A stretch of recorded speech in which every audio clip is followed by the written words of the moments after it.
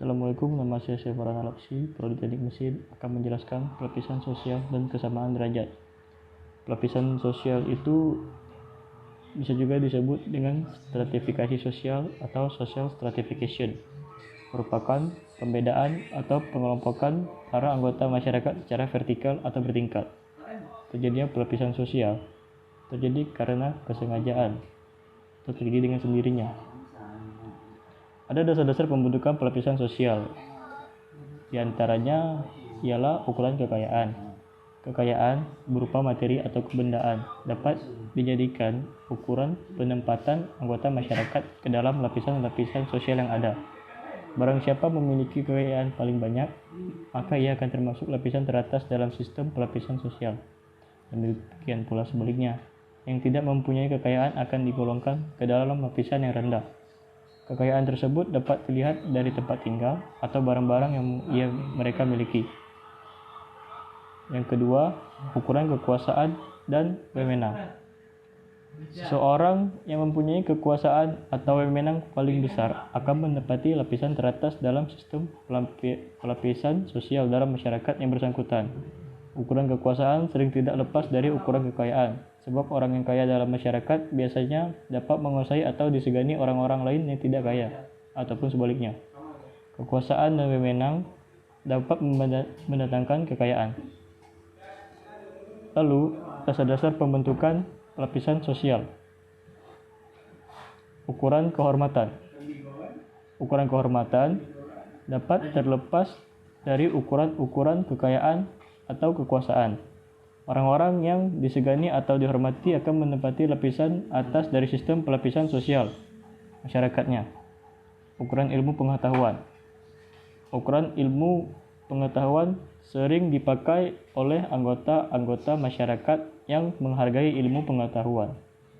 Orang yang paling menguasai ilmu pengetahuan akan menempati lapisan tinggi dalam sistem pelapisan sosial masyarakat yang bersangkutan.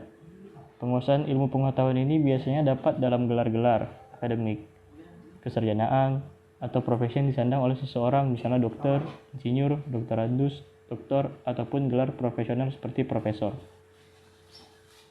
2. Kesamaan derajat.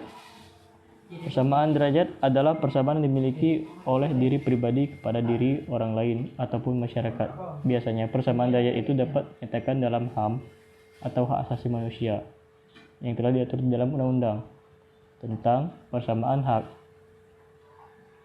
3. Elit dan massa. Elit, menurut Kamus Besar Bahasa Indonesia edisi kedua tahun 1995 menyebut elit adalah orang terbaik atau pilihan di suatu kelompok dan kelompok kecil orang terpandang atau berderajat tinggi atau kaum bangsawan, cendekiawan, dan lain-lain. Sumber lain mendefinisikan elit adalah sebagai suatu minoritas pribadi-pribadi yang diangkat untuk melayani konektivitas dengan cara yang bernilai sosial. Golongan elit sebagai minoritas sering ditampakkan dengan beberapa bentuk penampilan, antara lain elit menduduki posisi yang penting dan cenderung merupakan poros kehidupan masyarakat secara keseluruhan. Ciri-ciri massa.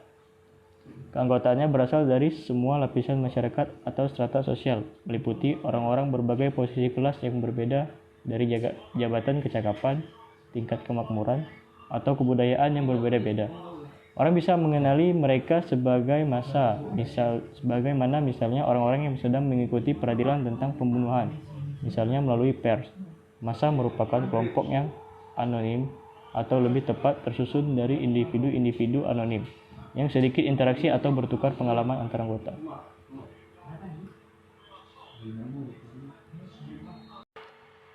Sekian sedikit presentasi dari saya tentang pelapisan sosial dan kesamaan derajat. Apabila ada kurang saya mohon maaf.